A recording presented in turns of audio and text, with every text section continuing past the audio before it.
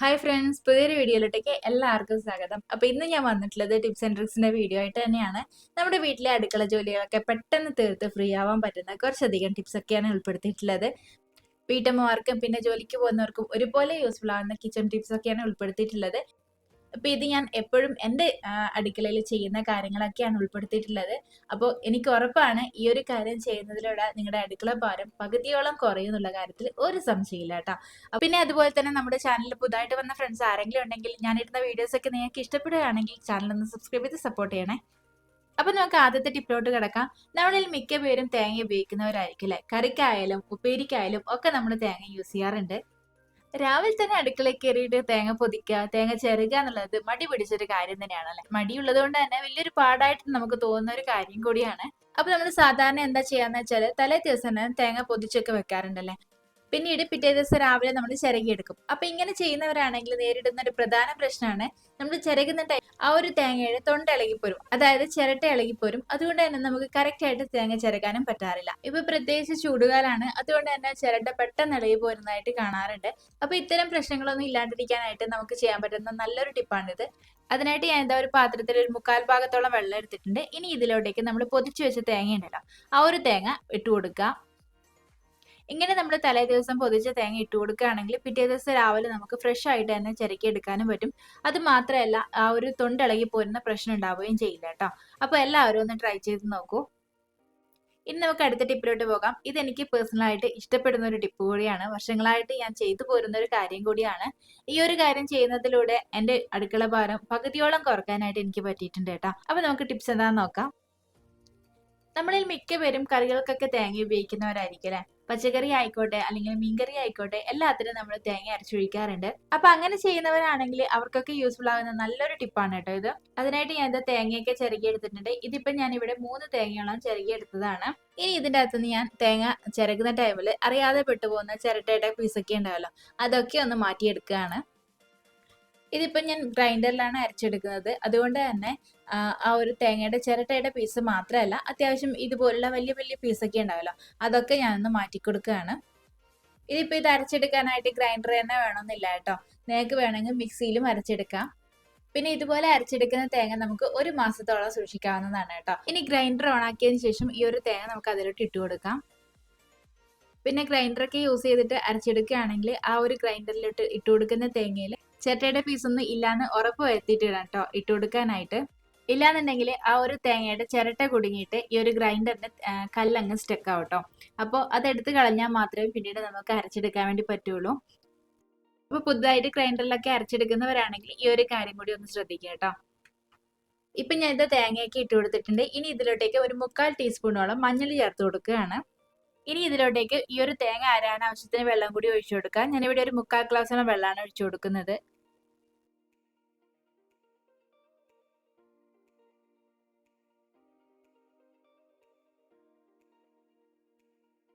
ഇനി ഈ ഒരു ബ്ലാക്ക് നോബ് വേണ്ട, ആ ഒരു നോബ് നന്നായിട്ടൊന്ന് തിരിച്ചിട്ട് ടൈറ്റ് ആക്കി കൊടുക്കാം. അങ്ങനെയാണെങ്കിൽ നമ്മുടെ തേങ്ങ നന്നായിട്ട് നൈസായിട്ട് തന്നെ അരഞ്ഞു കിട്ടും. അപ്പൊ നമ്മൾ തേങ്ങ ഇട്ട് കൊടുക്കുന്ന ടൈമിൽ ആദ്യം തന്നെ ഈ നോബ് തിരിച്ച് ടൈറ്റ് ആക്കരുത് കേട്ടോ. നമ്മൾ ഇട്ട് കൊടുത്ത തേങ്ങ കുറച്ചൊന്ന് ചതഞ്ഞ് കിട്ടിയാൽ മാത്രമേ നമ്മൾ ഈ ഒരു നോബ് തിരിച്ച് ടൈറ്റ് ആക്കാൻ പാടുള്ളൂ. ഇല്ലാന്നുണ്ടെങ്കിൽ നമ്മൾ ആദ്യം തന്നെ നോബ് തിരിച്ച് ടൈറ്റ് ആക്കുകയാണെങ്കിൽ ആ ഒരു തേങ്ങയിൽ നിന്ന് എണ്ണ ഇറങ്ങും. അപ്പോൾ അതുകൊണ്ട് തന്നെ നമുക്ക് പിന്നീട് തേങ്ങ അരച്ച തേങ്ങ നമുക്ക് കറിയിലോട്ട് യൂസ് ചെയ്യുന്ന ടൈമിൽ ഭയങ്കര എണ്ണമയമായിരിക്കും. ഇനി ഇത് നമുക്ക് അടച്ചു വെച്ചൊന്ന് അരച്ചെടുക്കാം. ഇപ്പൊ നമ്മുടെ തേങ്ങയൊക്കെ അത്യാവശ്യം നന്നായിട്ട് തന്നെ അരച്ചെടുത്തിട്ടുണ്ട്. ഇനി ഇതിലോട്ടേക്ക് നമുക്ക് കറിവേപ്പില കൂടി ചേർത്ത് കൊടുക്കാം. ഈ ഒരു കറിവേപ്പില നിർബന്ധമായിട്ടും ചേർത്ത് കൊടുക്കണം കേട്ടോ. നമുക്കറിയാം അരച്ചു വെച്ച തേങ്ങയൊക്കെ നമ്മൾ ഒത്തിരി നാൾ ഫ്രിഡ്ജിലോട്ട് സൂക്ഷിക്കുന്ന ടൈമിൽ അതിന്റെ ടേസ്റ്റിന് ഒരു വ്യത്യാസം വരും. അപ്പോൾ ആ ഒരു ടേസ്റ്റിന്റെ വ്യത്യാസം ഇല്ലാണ്ടിരിക്കാനായിട്ട് ഹെൽപ്പ് ചെയ്യുന്ന ഒരേ ഒരു കാര്യമാണ് ഈ ഒരു കറിവേപ്പില. ഇത് നമുക്ക് 1 മാസത്തേക്ക് ഒരു ടേസ്റ്റ് വ്യത്യാസം വരാതെ ഒരു കേടും പറ്റാതെ നമുക്ക് സൂക്ഷിക്കാനായിട്ട് പറ്റും. പിന്നെ അങ്ങനെ സൂക്ഷിക്കാനായിട്ട് നമ്മൾ ഇതിലോട്ട് ഒരു കാര്യം കൂടി ചേർത്ത് കൊടുക്കുന്നുണ്ട്. പിന്നെ ഈ ഒരു കറിവേപ്പില ചേർത്ത് കൊടുക്കുന്ന അവസാനമാണ് കേട്ടോ. നമ്മുടെ തേങ്ങയൊക്കെ അത്യാവശ്യം നന്നായിട്ട് തന്നെ അരഞ്ഞു കിട്ടി എന്നുള്ള സമയത്താണ് നമ്മൾ ഈ ഒരു കറിവേപ്പില ചേർത്ത് കൊടുക്കേണ്ടത്. ഇനി ഞാൻ ഇതിലോട്ടേക്ക് അവസാനമായിട്ട് ചേർത്ത് കൊടുക്കുന്നത് ഉപ്പാണ്. 1 ടേബിൾ സ്പൂണോളം, ഏകദേശം 1 ടേബിൾ സ്പൂണോളം ഉപ്പാണ് ഞാൻ ഇതിലോട്ട് ചേർത്ത് കൊടുക്കുന്നത്. പിന്നെ ഉപ്പിന്റെ അളവൊക്കെ നിങ്ങൾ എടുക്കുന്ന തേങ്ങയുടെ അനുസരിച്ചിരിക്കും. ഇപ്പൊ 2 തേങ്ങയൊക്കെയാണ് എടുക്കുന്നുണ്ടെങ്കിൽ ഇത്രത്തോളം ഉപ്പ് ആവശ്യമില്ല. 1/2 ടേബിൾ സ്പൂണോളം ഉപ്പ് ചേർത്ത് കൊടുത്താൽ മതി.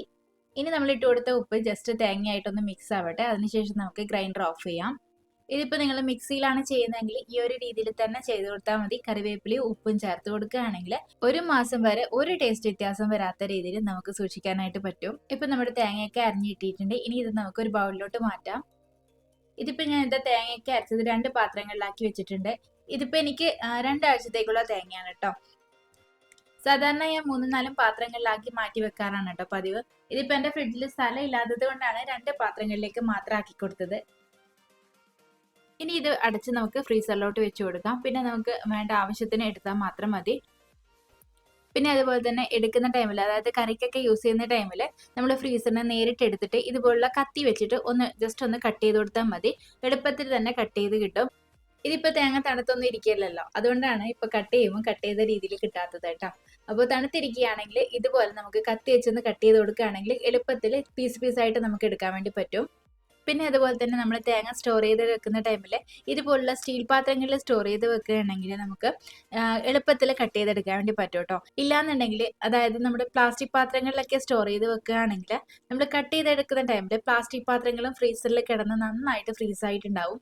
അപ്പോൾ നമ്മൾ കട്ട് ചെയ്തെടുക്കുന്ന ടൈമിൽ അതും ആ ഒരു പ്ലാസ്റ്റിക് പാത്രം കൂടി കട്ടായി പോകും കേട്ടോ. അപ്പോൾ ഈ ഒരു അനുഭവം എനിക്ക് ഉണ്ടായിട്ടുണ്ട്, അതുകൊണ്ട് പറഞ്ഞു തന്നേ ഉള്ളൂ. ഇതുപോലെ പ്ലാസ്റ്റിക് പാത്രത്തിലായിരുന്നു ഞാൻ ആദ്യമൊക്കെ വെക്കാറുണ്ടായിരുന്നത്. അപ്പോൾ ഇതുപോലെ കട്ട് ചെയ്യുന്ന ടൈമിൽ പ്ലാസ്റ്റിക് പാത്രങ്ങൾ ഒന്നിച്ചൊക്കെ കട്ടായി പോകും കേട്ടോ. അപ്പോൾ ഈ ഒരു രീതിയിൽ വെക്കുകയാണെങ്കിൽ നമുക്ക് അങ്ങനത്തെ ഒരു പ്രോബ്ലം ഒന്നും ഉണ്ടാകത്തില്ല. അപ്പോൾ എല്ലാവരും ഒന്ന് ട്രൈ ചെയ്ത് നോക്കാം കേട്ടോ. അപ്പോൾ ഒരു തവണ നമ്മൾ ഇതുപോലെ തേങ്ങയൊക്കെ അരച്ച് വെച്ച് സൂക്ഷിക്കുകയാണെങ്കിൽ നമുക്ക് പിന്നീട് രാവിലേക്ക് എണീറ്റ് കഴിഞ്ഞിട്ടാവാം കറി വെക്കാനായിട്ട് എളുപ്പമാണ്. ഫ്രീസറിന് ഇതുപോലെ അരച്ച് വെച്ച തേങ്ങ എടുത്തതിന് ശേഷം നമുക്ക് പെട്ടെന്ന് തന്നെ കറി ഉണ്ടാക്കാനായിട്ട് പറ്റും. മാത്രമല്ല ജോലിക്ക് പോകുന്നവരൊക്കെ ആണെങ്കിൽ ആ ഒരു രാവിലത്തെ ബഹളം ഭയങ്കരമായിരിക്കും അല്ലെ. അപ്പൊ അങ്ങനെയുള്ളവരൊക്കെ ആണെങ്കിൽ ലീവുള്ള ടൈമിലൊക്കെ ഇതുപോലെ അരച്ചു വെക്കുകയാണെങ്കിൽ നമുക്ക് എളുപ്പത്തിൽ കറി ഉണ്ടാക്കാനായിട്ട് പറ്റും കേട്ടോ. അപ്പോൾ എല്ലാവരും ഒന്ന് ട്രൈ ചെയ്ത് നോക്കൂ.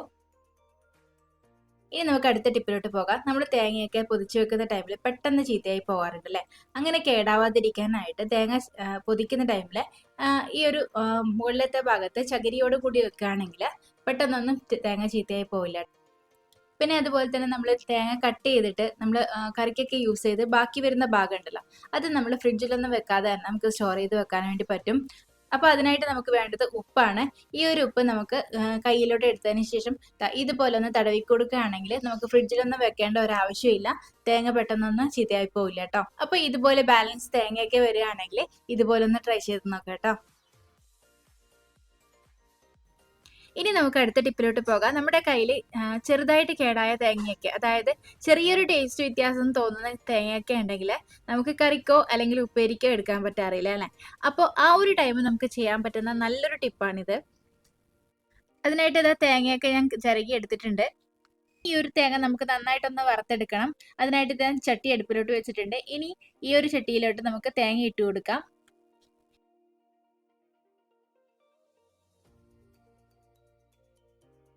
ഇനി ഇത് നന്നായിട്ടൊന്ന് ഇളക്കി കൊടുക്കാം. ചെറു തീയിൽ വെച്ചിട്ട് വേണം കേട്ടോ ഇളക്കി കൊടുക്കാനായിട്ട്.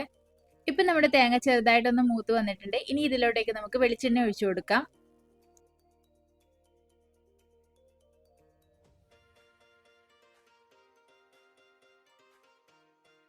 ഇനി ഇതിലോട്ടേക്ക് കറിവേപ്പില കൂടി ചേർത്ത് കൊടുക്കുകയാണ്.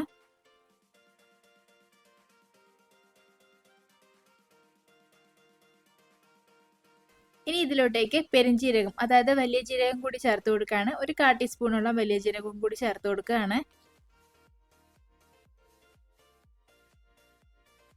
അവസാനമായിട്ട് ഇതിലോട്ട് 1 ടീസ്പൂണോളം കുരുമുളക് കൂടി ചേർത്തിട്ട് നന്നായിട്ടൊന്ന് വറുത്തെടുക്കാം. ഇനി ഇതൊരു ബ്രൗൺ കളർ ആകുന്നവരെ നമുക്ക് വറുത്തെടുക്കാം.